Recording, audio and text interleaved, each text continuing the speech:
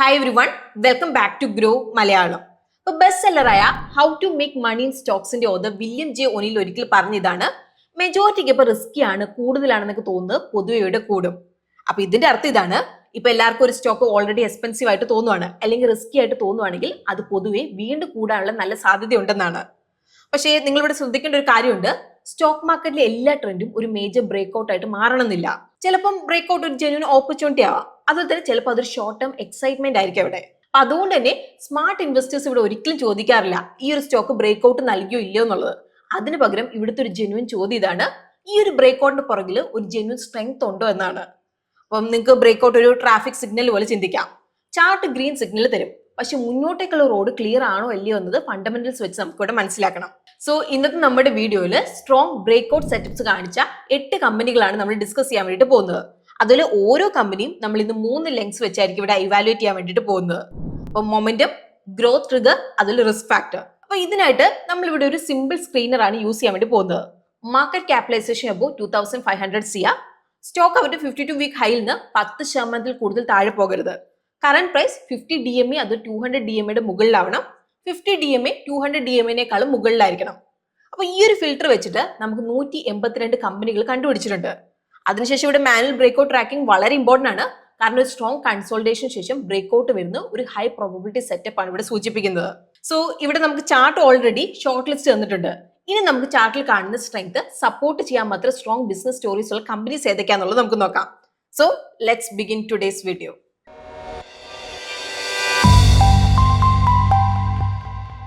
ഇന്നത്തെ നമ്മുടെ first company വരുന്നത് സ്റ്റൈലം ഇൻഡസ്ട്രീസ് ആണ്. ഒക്ടോബർ 2024 ഓൾ ടൈം ഹൈയുടെ മുകളിൽ സ്റ്റോക്ക് ബ്രേക്ക്ഔട്ട് നൽകി. അപ്പൊ ചാർട്ടിലെ സ്റ്റോക്ക് ക്ലിയർലി 50 ഡേ അതിൽ 200 ഡേ മൂവിംഗ് ആവറേജിന് മേളിലാണ് ട്രേഡ് ചെയ്യുന്നത്. അപ്പൊ ഇത് പോസിറ്റീവ് മൊമെന്റ് ആണ് സൂചിപ്പിക്കുന്നത്. അപ്പൊ ഇവിടെ സ്റ്റോക്ക് 2431 താഴെ പോയ ട്രെൻഡ് ഇവിടെ ഇൻവാലിഡ് ആവും.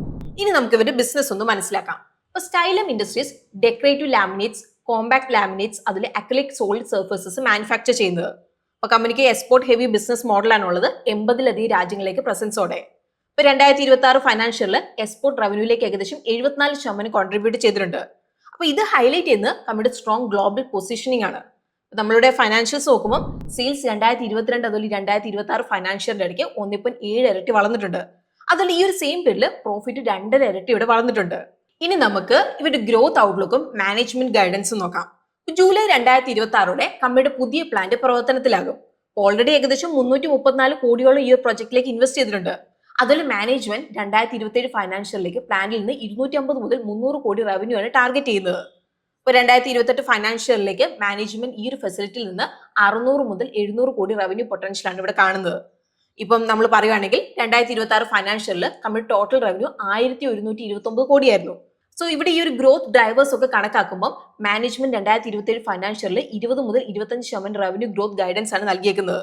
അപ്പൊ കമ്പനി ഇവിടെ സൂചിപ്പിക്കുന്നത് അവർക്ക് 20%-ലധികം എബിറ്റ മാർജിൻ മെയിൻറ്റെയിൻ ചെയ്യാൻ വേണ്ടി സാധിക്കും എന്നാണ് പ്രതീക്ഷിക്കുന്നതെന്നാണ്. അതേസമയത്ത് ജാപ്പനീസ് ജയന്റായ ഐക്ക ഹോഗിയോ മാർച്ച് 2026 ക്വാർട്ടറിൽ 27.12% സ്റ്റേക്ക് ഇവിടെ അക്വയർ ചെയ്തിട്ടുണ്ട്. അപ്പൊ ഇവിടെ ഈ ഒരു സ്ട്രാറ്റജിക് പാർട്ണർഷിപ്പ് കഴിഞ്ഞ് സ്റ്റൈലം ഇന്ത്യയിൽ HPL ടെക്നോളജീസ് ഇൻട്രൊഡ്യൂസ് ചെയ്യാൻ വേണ്ടി പ്ലാൻ ചെയ്യുവാണ്. അപ്പൊ ഇതിലൂടെ അവർ പ്രൊഡക്റ്റ് പോർട്ട്ഫോളിയോ ഇനിയും സ്ട്രോങ് ആവാൻ വേണ്ടിയിട്ട് ഇവിടെ സാധ്യതയുണ്ട്. ഇനി നമുക്ക് ഇവരുടെ റിസ്ക് എന്തൊക്കെയാണ് എന്നുള്ളതും കൂടി നമുക്ക് നോക്കാം. അപ്പൊ കമ്പനി 1200 ലാമിനേറ്റ് ഡിസൈൻസിലധികം ഇവിടെ ഓഫർ ചെയ്യുന്നുണ്ട്. അപ്പൊ ഇതിന് ഹൈ ലെവൽ ഇൻവെന്ററി ഇവിടെ ആവശ്യമാണ്. അപ്പൊ കഴിഞ്ഞ കുറച്ച് വർഷങ്ങളിൽ നമ്മൾ നോക്കുകയാണെങ്കിൽ ഇൻവെന്ററി ടേൺ ഓവർ റേഷ്യോ ഇവിടെ കുറഞ്ഞിട്ടുണ്ട്. അതായത് മുന്നത്തെ പോലെ കമ്പനിക്ക് പ്രൊഡക്റ്റ് വേഗത്തിൽ വിൽക്കാനും അതിൽ സ്റ്റോക്ക് റീഫിൽ ചെയ്യാൻ വേണ്ടിയിട്ട് ഇവിടെ സാധിക്കുന്നില്ല. അപ്പം ഇവിടെ കമ്പനിയുടെ 74% റവന്യൂ എക്സ്പോർട്ടിൽ നിന്നാണ് വരുന്നത്. അപ്പൊ ഇത് ഫോറിൻ എക്സ്ചേഞ്ച് ഫ്ലക്ച്വേഷൻസിലേക്ക് എക്സ്പോസ്ഡ് ആണെന്നുള്ളതാണ് ഇവർ കാണിക്കുന്നത്. കൂടാതെ ഇവിടെ ഓഷ്യൻ ഫ്ലൈറ്റ് കോസ്റ്റ് കൂടിയാൽ അത് ബിസിനസ്സിൽ പ്രഷർ ഉണ്ടാക്കാം. ഇനി ഇന്നത്തെ നമ്മുടെ രണ്ടാമത്തെ കമ്പനി വരുന്നത് ജി ഷിപ്പിംഗ് ആണ്. ജൂലൈ 2024 ഓൾ ടൈം ഹൈയുടെ മുകളിൽ സ്റ്റോക്ക് ബ്രേക്ക്ഔട്ട് നൽകിയിട്ടുണ്ട്. സ്റ്റോക്ക് ഇപ്പം 1405 താഴെ പോയാൽ ഈ ഒരു ട്രെൻഡ് ഇവിടെ ഇൻവാലിഡ് ആവും. ഇനി നമുക്ക് ഇവരുടെ ബിസിനസ് മോഡൽ ഒന്ന് മനസ്സിലാക്കാം. ഇന്ത്യയിലെ ഏറ്റവും വലിയ പ്രൈവറ്റ് സെക്ടർ ഷിപ്പിംഗ് കമ്പനിയാണ് ജി ഷിപ്പിംഗ്. ഇപ്പൊ ലോജിസ്റ്റിക് കമ്പനീസ് ഒക്കെ ട്രക്കിൽ സാധനങ്ങൾ കൊണ്ടുപോകുന്ന പോലെ ജി ഷിപ്പിംഗ് വലിയ ഷിപ്പ് ഉപയോഗിച്ച് crude oil, gas, iron or call പോലുള്ള കമ്മോഡിറ്റീസ് പല രാജ്യങ്ങളിലേക്ക് ട്രാൻസ്പോർട്ട് ചെയ്യുന്നുണ്ട്. അപ്പൊ കമ്പനിക്ക് 39 ഷിപ്പിംഗ് വെസൽസ് ഉണ്ട്, അതിൽ 15 ഡ്രൈ ബൾക്ക് കാരിയേഴ്സും. അപ്പൊ അതുകൊണ്ട് തന്നെ പല ആവശ്യങ്ങൾക്കായിട്ടുള്ള ഷിപ്സ് ഇവർക്കുണ്ട്. ഹയർ ഫ്രൈറ്റ് റേറ്റ്സ് വന്നാൽ ഉടനെ അതിന്റെ ബെനിഫിറ്റ് കിട്ടാനായിട്ട് കമ്പനി അവരുടെ കപ്പാസിറ്റിയുടെ വലിയൊരു ഭാഗം സ്പോട്ട് മാർക്കറ്റിൽ തന്നെയാണ് വെക്കുന്നത്. അപ്പൊ നമ്മളിവിടെ ഫൈനാൻഷ്യൽസ് നോക്കുമ്പോൾ 2021 അതിൽ 2026 ഫൈനാൻഷ്യലിന്റെ ഇടയ്ക്ക് സെയിൽസ് 1.6 ഇരട്ടി വളർന്നിട്ടുണ്ട്. എന്നാൽ ഈ ഒരു സെയിം പീരീഡിൽ പ്രോഫിറ്റ് ഏകദേശം 3 ഇരട്ടിയോളം ഇവിടെ വളർന്നിട്ടുണ്ട്. ഇനി നമുക്ക് ഇവരുടെ ഗ്രോത്ത് ഔട്ട്ലുക്ക് നമുക്ക് നോക്കാം. അപ്പൊ ഈ വർഷത്തേക്കുള്ള വെസൽ സെഗ്മെന്റ് ഓപ്പറേറ്റിംഗ് ഡേയ്സിൽ ഏകദേശം 80% ഓൾറെഡി ഇവിടെ കവർ ആയിട്ടുണ്ട്. അതുകൊണ്ട് തന്നെ കമ്പനിക്ക് എത്ര റവന്യൂ വരും എന്നുള്ളതിൽ വിസിബിലിറ്റി ഇവിടെ ഉണ്ട്. അപ്പൊ കമ്പനി നിലവിൽ ഫൈനാൻഷ്യലി സ്ട്രോങ് ആണ്, കയ്യിൽ വലിയ ക്യാഷ് റിസർവ് ഉണ്ട്. അപ്പൊ ഈ ഒരു ക്യാഷ് ഉപയോഗിച്ച് പഴയ ഷിപ്സ് മാറ്റിയിട്ട് മോഡേൺ ഷിപ്സ് അവർക്ക് വാങ്ങാം. അപ്പൊ ഇതിലൂടെ എഫിഷ്യൻസി കൂട്ടാൻ വേണ്ടിയിട്ട് അവർക്ക് സാധിക്കുന്നതാണ്. ഇനിയിപ്പം നമുക്ക് അവരുടെ റിസ്ക് എന്തൊക്കെയാണ് എന്നുള്ളതും കൂടി നമുക്ക് നോക്കാം. അപ്പൊ നിലവിൽ ഇപ്പം കമ്പനി 8x P മൾട്ടിപ്പിളാണ് ട്രേഡ് ചെയ്യുന്നതെങ്കിലും നമ്മൾ കഴിഞ്ഞ 2 ക്വാർട്ടർ ഒഴിവാക്കിയിട്ടുണ്ടെങ്കിൽ കമ്പനിയുടെ സെയിൽസ് ഗ്രോത്ത് ആക്ച്വലി നെഗറ്റീവ് ആയിരുന്നു. സോ ഇത് ഇൻവെസ്റ്റേഴ്സ് ഇവിടെ മോണിറ്റർ ചെയ്യേണ്ട ഒരു മെയിൻ ഫാക്ടർ ആയിട്ട് ഇവിടെ നിൽക്കുകയാണ്. കമ്പനിക്ക് ലോങ് ടേം കോൺട്രാക്ട്സ് കുറവാണ്, പകരം അവർ സ്പോട്ട് റേറ്റ്സിലാണ് കൂടുതൽ ഇവിടെ ആശ്രയിക്കുന്നത്. സോ ഫ്രൈറ്റ് റേറ്റ്സ് കൂടുമ്പോൾ പ്രോഫിറ്റ് കൂടുതലാവും, പക്ഷെ റേറ്റ് കുറഞ്ഞാൽ ഏർണിങ്സ് പെട്ടെന്ന് കുറയാനുള്ള റിസ്ക് ഇവിടെയുണ്ട്. ഇനി ഇന്നത്തെ നമ്മുടെ തേർഡ് കമ്പനി വരുന്ന അരവിന്ദ് ലിമിറ്റഡ് ആണ്. ജാനുവരി 2018 ഓൾ ടൈം ഹൈയുടെ മുകളിൽ സ്റ്റോക്ക് ഇവിടെ ബ്രേക്ക്ഔട്ട് നൽകിയിട്ടുണ്ട്. അപ്പൊ ഇവിടെ സ്റ്റോക്ക് 425 താഴെ പോയ ട്രെൻഡ് ഇവിടെ ഇൻവാലിഡ് ആവും. പിന്നെ നമുക്ക് ഇവരുടെ ബിസിനസ് ഒന്ന് മനസ്സിലാക്കാം. അരവിന്ദ് ലിമിറ്റഡ് ഇന്ത്യയിലെ ഏറ്റവും വലിയ വെർട്ടിക്കലി ഇന്റഗ്രേറ്റഡ് ടെക്സ്റ്റൈൽ കമ്പനീസിൽ ഒന്നാണ്. റോ മെറ്റീരിയൽ മുതൽ റെഡിമെയ്ഡ് ക്ലോത്ത്സ് വരെ കമ്പനി തന്നെയാണ് ഇവിടെ ഉണ്ടാക്കുന്നത്. ഇപ്പം അവർ industrial fabrics, human protection suits പോലെയുള്ള അഡ്വാൻസ് മെറ്റീരിയൽസിലേക്ക് എക്സ്പാൻഡ് ചെയ്യുന്നുണ്ട്. 2026 ഫൈനാൻഷ്യലിൽ കമ്പനിയുടെ സെഗ്മെന്റ് വൈസ് റവന്യൂ മിക്സ് ഏകദേശം ഇങ്ങനെയാണ് വരുന്നത്. 74% ടെക്സ്റ്റൈൽസ് എന്നാണ്, 19% അഡ്വാൻസ് മെറ്റീരിയൽസ്, ബാക്കി 7% കൺസ്ട്രക്ഷൻ ഡെവലപ്മെന്റ് പോലെയുള്ള ബാക്കി ആക്ടിവിറ്റീസ് എന്നാണ് ഇവിടെ വരുന്നത്. ഇപ്പോൾ ഫൈനാൻഷ്യൽസ് നമ്മൾ നോക്കുമ്പോൾ 2021 അതുപോലെ 2026 ഫൈനാൻഷ്യലിന്റെ ഇടയ്ക്ക് സെയിൽസ് 1.2 ഇരട്ടി ഇവിടെ വളർന്നു. അതേസമയത്ത് ആ സെയിം പീരീഡിൽ നമ്മൾ നോക്കുകയാണെങ്കിൽ നെറ്റ് പ്രോഫിറ്റ് 1.7 ഇരട്ടി ഇവിടെ വളർന്നിട്ടുണ്ട്. ഇനി നമുക്ക് ഇവിടെ ഗ്രോത്ത് ഔട്ട്ലുക്ക് ഒന്ന് നോക്കാം. അപ്പൊ കമ്പനി ഇവിടെ ഗാർമെന്റിംഗ് അതുപോലെ അഡ്വാൻസ് മെറ്റീരിയൽസ് ബിസിനസ്സിലേക്ക് 450 മുതൽ 500 കോടി ഇൻവെസ്റ്റ് ചെയ്യാൻ വേണ്ടി പ്ലാൻ ചെയ്യുന്നുണ്ട്. അപ്പൊ ഇത് ഇന്റേണൽ ക്യാഷ് ഫ്ലോ വഴിയായിരിക്കും ഫണ്ട് ചെയ്യുന്നത്. അപ്പൊ ഈ അടുത്ത് company $136 million US based Dalco GFT acquire ചെയ്തിട്ടുണ്ട്. അപ്പൊ ഈ ഒരു അക്വിസിഷൻ അരവിന്ദിന് US ഓട്ടോമോട്ടീവ് അതുപോലെ തന്നെ ഇൻഡസ്ട്രിയൽ മാർക്കറ്റിലേക്ക് ഡയറക്റ്റ് ആക്സസ് ഇവിടെ നൽകുന്നുണ്ട്. അപ്പൊ മാനേജ്മെന്റ് ഇവിടെ പ്രതീക്ഷിക്കുന്നത് ഈ ഒരു ബിസിനസ്സിൽ നിന്ന് 10 മുതൽ 12% കൺസിസ്റ്റന്റ് റവന്യൂ ഗ്രോത്തും മിഡ് ടീൻ മാർജിൻ ലഭിക്കും എന്നാണ്. ഇനി നമുക്ക് ഇവരുടെ റിസ്ക് എന്തൊക്കെയാണെന്നുള്ളത് കൂടി ഒന്ന് മനസ്സിലാക്കാം. അപ്പൊ കമ്പനിയുടെ primary raw material cotton lint ആണ്. അതുകൊണ്ട് തന്നെ കോട്ടൺ പ്രൈസിൽ ഇപ്പൊ എന്തെങ്കിലും മാറ്റമോ അല്ലെങ്കിൽ അവൈലബിലിറ്റിയിൽ എന്തെങ്കിലും ഒരു മാറ്റം വന്നാൽ ഇത് ഓപ്പറേറ്റിംഗ് മാർജിനെ ഡയറക്റ്റ്ലി ഇവിടെ ബാധിക്കാം. അരവിന്ദ് ചില സബ്സിഡറീസ് ഇപ്പോഴും ലോസ് മേക്കിംഗ് ആണ്. അപ്പൊ ഇത് കൺസോളിഡേറ്റ് പ്രോഫിറ്റ്സിൽ പ്രഷർ ഉണ്ടാക്കുന്നുണ്ട്. ഇപ്പം നമ്മളൊരു എക്സാമ്പിൾ പറയുകയാണെങ്കിൽ അരവിന്ദ് സ്പോർട്സ് ഫാഷൻ അതുപോലെ അരവിന്ദ് ലൈഫ് സ്റ്റൈൽസ് അപ്പാരൽ പോലെയുള്ള സബ്സിഡറീസ് കമ്പനിയുടെ ഓവറോൾ പ്രോഫിറ്റബിലിറ്റിയിൽ നമ്മൾ നോക്കുകയാണെങ്കിൽ ഏകദേശം 4 മുതൽ 6% വരെ നെഗറ്റീവ് ആയിട്ട് ഇവിടെ ബാധിക്കുന്നുണ്ട്. ഇനി നമ്മുടെ അടുത്ത കമ്പനി വരുന്നത് കൃഷ്ണ പോസ്കം ലിമിറ്റഡ് ആണ്. അപ്പൊ ഇവിടുത്തെ കഥ കുറച്ച് ഡിഫറെന്റ് ആണ്. ഓഗസ്റ്റ് 2025 ഓൾ ടൈം ഹൈയുടെ മുകളിൽ സ്റ്റോക്ക് ഇവിടെ ബ്രേക്ക്ഔട്ട് നൽകിയിട്ടുണ്ട്. അപ്പൊ ഇവിടെ സ്റ്റോക്ക് 556 താഴെ പോയിട്ടുണ്ടെങ്കിൽ ഈ ഒരു ട്രെൻഡ് ഇവിടെ ഇൻവാലിഡ് ആവും. ഇനി നമുക്ക് ഇവരുടെ ബിസിനസ് ഒന്ന് മനസ്സിലാക്കാം. കൃഷ്ണ പോസ്കം ലിമിറ്റഡ് ഒരു ലീഡിംഗ് ഫെർട്ടിലൈസർ മാനുഫാക്ചറിംഗ് കമ്പനിയാണ്. അപ്പൊ ഇന്ത്യയിൽ സ്വന്തമായിട്ട് സൾഫ്യൂരിക് ആസിഡ് അതിൽ ഫോസ്ഫോറിക് ആസിഡ് മാനുഫാക്ചർ ചെയ്യുന്ന ചില കമ്പനികൾ ഒന്നാണിത്. അതുകൊണ്ട് തന്നെ ഇവർക്ക് പ്രൊഡക്ഷൻ കോസ്റ്റ് വളരെ കുറവായിട്ട് വെക്കാൻ വേണ്ടിയിട്ട് സഹായിക്കുന്നുണ്ട് ഇത്. അപ്പൊ നമ്മളിവിടെ ഫൈനാൻഷ്യൽസ് നോക്കുമ്പോൾ 2022 അതുപോലെ 2026 ഫൈനാൻഷ്യലിന്റെ ഇടയ്ക്ക് സെയിൽസ് ഏകദേശം 7 ഇരട്ടി ഇവിടെ വളർന്നിട്ടുണ്ട്. എന്നാൽ ഈ ഒരു സെയിം പീരീഡിൽ നെറ്റ് പ്രോഫിറ്റ് 6 ഇരട്ടിയാണ് ഇവിടെ വളർന്നത്. അപ്പോൾ പ്രോഫിറ്റ് ഗ്രോത്ത് ചെറുതായിട്ട് കുറഞ്ഞത് ഈ ഒരു സെയിം പീരീഡിൽ പ്രൊഡക്റ്റ് മിക്സിൽ മാറ്റവും അതിൽ ബിസിനസിന്റെ സൈക്ലിക്കൽ നേച്ചർ കാരണം മാർജിൻ ചുരുങ്ങിയത് കൊണ്ടാണ്. ഇനി നമുക്ക് ഇവരുടെ ഗ്രോത്ത് ഔട്ട്ലുക്ക് നോക്കാം. അപ്പൊ കമ്പനി ഈ അടുത്ത് അവരുടെ NPK അതിൽ DAP ഫെർട്ടിലൈസർ കപ്പാസിറ്റി 50% കൂട്ടി 4.95 lakh ടൺസ് പെർ ആനം ആക്കി. അപ്പൊ ഈ ഒരു പുതിയ കപ്പാസിറ്റി വെച്ച് മാനേജ്മെന്റ് 2027 ഫൈനാൻഷ്യൽ ആകുമ്പോഴേക്കും 35 മുതൽ 40% റവന്യൂ ഗ്രോത്ത് ആണ് ഇവിടെ പ്രതീക്ഷിക്കുന്നത്. ഇനി നമുക്ക് ഇവരുടെ റിസ്ക് എന്തൊക്കെയാണെന്നുള്ളതും കൂടി നമുക്ക് നോക്കാം. ഫെർട്ടിലൈസർ സബ്സിഡി പേയ്മെന്റ്സിൽ ഉണ്ടാക്കിയ ഡിലേ കാരണം റിസീവബിൾസ് വളരെ കൂടിയിട്ടുണ്ട്. 2026 ഫൈനാൻഷ്യലിൽ ഇത് 89% വരെ കൂടി. അപ്പൊ ഇത് ക്യാഷ് ഫ്ലോയിനെ പ്രഷറിലാക്കാം. അതുപോലെ കമ്പനിക്ക് കൂടുതൽ കടത്തിന് ആശ്രയിക്കേണ്ടതായിട്ട് ഇവിടെ വന്നേക്കാം. ഇപ്പൊ ഇവിടെ ഡെറ്റ് ടു ഇക്വിറ്റി റേഷ്യോ 1ൽ കൂടുതലായതും നമ്മളിവിടെ മോണിറ്റർ ചെയ്യേണ്ട ഒരു മെയിൻ ഫാക്ടർ ആയിട്ട് ഇവിടെ നിൽക്കുകയാണ്. പിന്നെ അമോണിയ, സൾഫർ പോലെ പ്രധാനമായി റോ മെറ്റീരിയൽസിന്റെ സപ്ലൈ വലിയ രീതിയിൽ വെസ്റ്റ് ഏഷ്യനാണ് ആശ്രയിക്കുന്നത്. അപ്പൊ ഈ റീജിയനിൽ ഇപ്പൊ നടന്നുകൊണ്ടിരിക്കുന്ന കോൺഫ്ലിക്ട്സ് കാരണം സപ്ലൈ ഡിസ്റപ്ഷനും റോ മെറ്റീരിയൽ കോസ്റ്റ് കൂടാനുള്ള സാധ്യതയുണ്ട്. അപ്പൊ ഇത് കമ്പനിയുടെ പ്രോഫിറ്റ് മാർജിനിൽ പ്രഷറിലാക്കാൻ വേണ്ടിയിട്ടും സാധ്യതയുണ്ട്. ഇനി ഇന്നത്തെ നമ്മുടെ 5ാമത്തെ കമ്പനി വരുന്ന വർദ്ധമാൻ ടെക്സ്റ്റൈൽസ് ആണ്. ജാനുവരി 2022 ഓൾ ടൈം ഹൈയുടെ മുകളിൽ സ്റ്റോക്ക് ഇവിടെ ബ്രേക്ക്ഔട്ട് നൽകിയിട്ടുണ്ട്. അപ്പൊ സ്റ്റോക്ക് 546 താഴെ പോയിട്ടുണ്ടെങ്കിൽ ഈ ഒരു ട്രെൻഡ് ഇവിടെ ഇൻവാലിഡ് ആവും. അപ്പൊ ഇനി നമുക്ക് ഇവരുടെ ബിസിനസ് ഒന്ന് മനസ്സിലാക്കാം. അപ്പോൾ വർദ്ധമാൻ ടെക്സ്റ്റൈൽസ് ഇന്ത്യയിലെ ഏറ്റവും വലിയ വെർട്ടിക്കലി ഇന്റഗ്രേറ്റഡ് ടെക്സ്റ്റൈൽ കമ്പനീസിൽ ഒന്നാണ്. അപ്പൊ കമ്പനിയുടെ ഏകദേശം 65% റവന്യൂ യാണിന്നാണ് വരുന്നത്. അതായത് ഫാബ്രിക് മാനുഫാക്ചർ ചെയ്യാൻ വേണ്ടി യൂസ് ചെയ്യുന്ന ത്രെഡ്. അതേസമയത്ത് ബാക്കി 35% ഫാബ്രിക്കിൽ നിന്നാണ് ഇവിടെ വരുന്നത്, അതായത് ഫിനിഷ് ക്ലോത്ത് മെറ്റീരിയൽ നിന്ന്. അപ്പൊ കമ്പനിയുടെ റവന്യൂന്റെ 44% എക്സ്പോർട്ടിൽ നിന്നാണ് ഇവിടെ വരുന്നത്. അപ്പൊ ഇത് 75-ലധികം രാജ്യങ്ങളിലേക്ക് സ്പ്രെഡ് ചെയ്യുന്നുണ്ട്.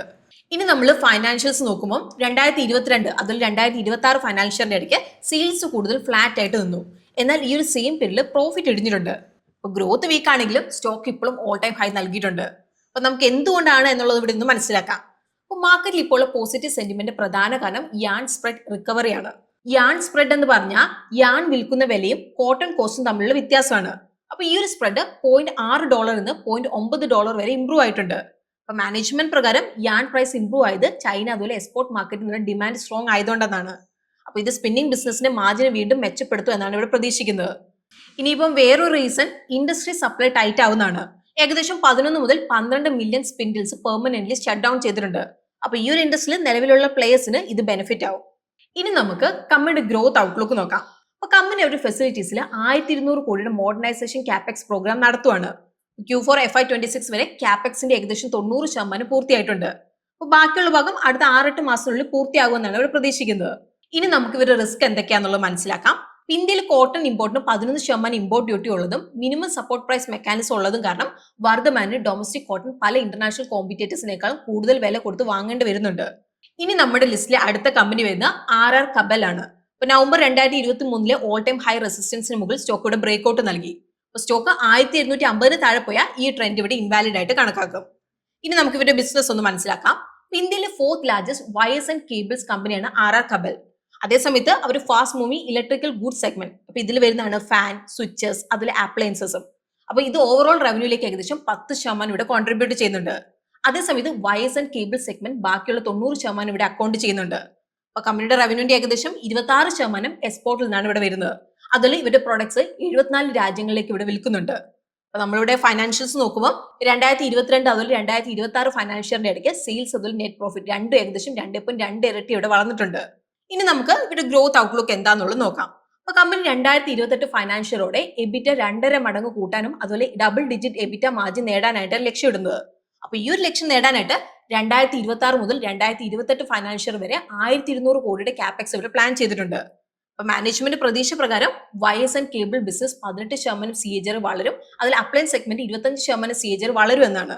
ഇനി നമുക്ക് ഇവിടെ റിസ്ക് എന്തൊക്കെയാണ് എന്നുള്ളത് നമുക്ക് മനസ്സിലാക്കാം. അപ്പൊ കമ്പനിയുടെ പ്രൈമറി റോ മെറ്റീരിയൽ കോപ്പറും അലുമിനിയം ആണ്.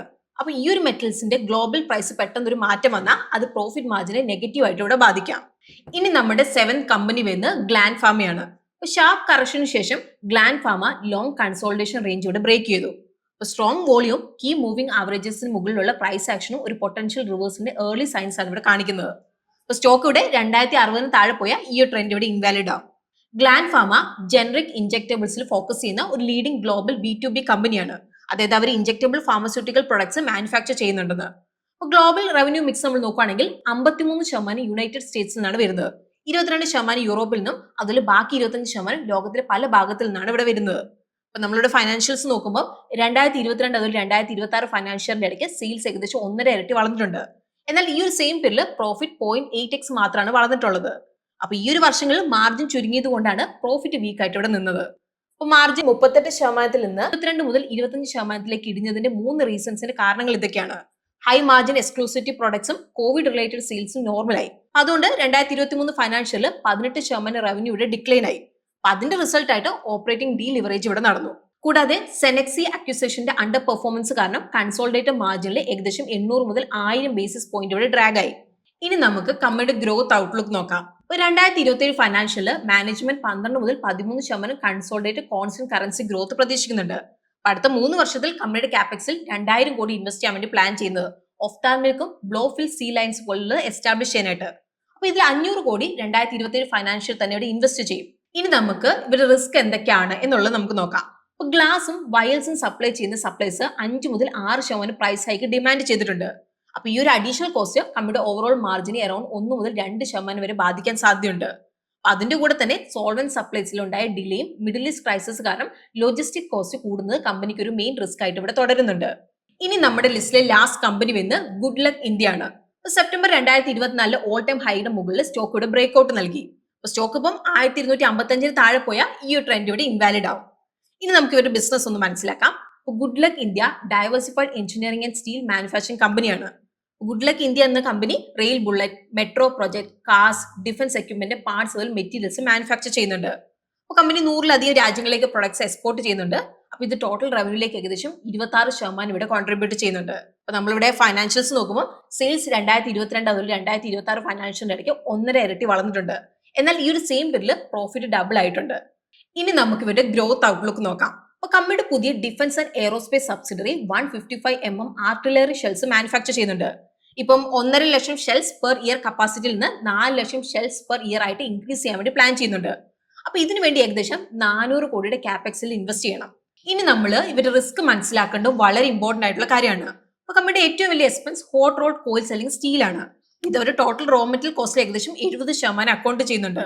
അപ്പൊ ഇവിടെ സ്റ്റീൽ പ്രൈസിൽ പെട്ടെന്ന് എന്തെങ്കിലും മാറ്റം വന്നാൽ അത് ഓപ്പറേറ്റിംഗ് മാർജിൻ നല്ല പ്രഷർ ഉണ്ടാക്കും. അപ്പൊ നിലവിൽ ഇത് 8 മുതൽ 9% റേഞ്ചിലാണ്. കമ്പനിയുടെ ബിസിനസ് മോഡലിന് അവർ ഓപ്പറേഷൻസ് സ്കെയിൽ ചെയ്യാനായിട്ട് അത്യാവശ്യം വർക്കിംഗ് ക്യാപിറ്റൽ ആവശ്യമുണ്ട്.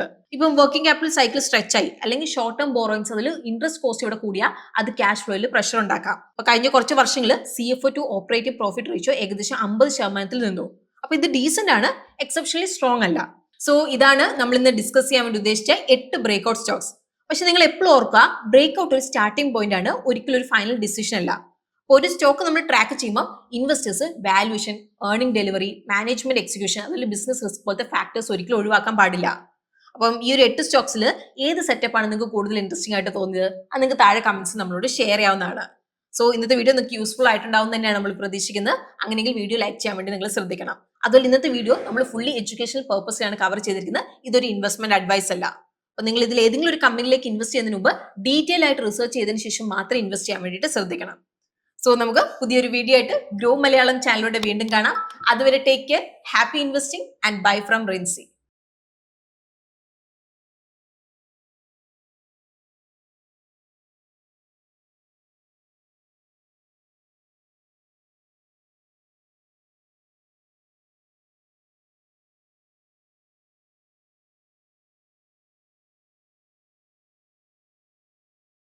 Investment in securities market are subject to market risks. Read all the related documents carefully before investing. Please read the risk disclosure documents carefully before investing in equity shares, derivatives, mutual fund, and or other instruments traded on the stock exchanges.